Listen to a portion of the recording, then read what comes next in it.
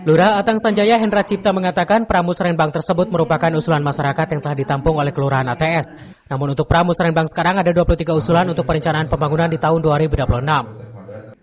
Sementara untuk tahun 2025 sekarang sedikitnya ada 12 kegiatan, salah satunya akan dibangun gedung kantor Kelurahan Atang Sanjaya yang telah lama didambakan masyarakat. Kelurahan Atang Sanjaya menyelenggarakan Musrenbang tingkat kelurahan tahun 2026.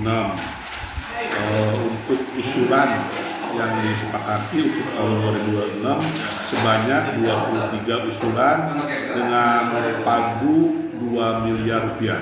2025 yang akan dikerjakan itu sebanyak 12 usulan. Itu termasuk gedung kelurahan, Pak? Lain lagi, kalau untuk gedung kelurahan itu masuknya DPA kecamatan, insya Allah akan dibangun tahun 2025 ini.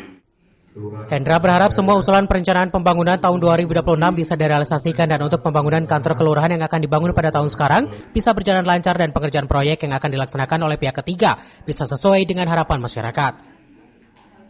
Dari Kemang, Kabupaten Bogor, Suanda Abriji melaporkan.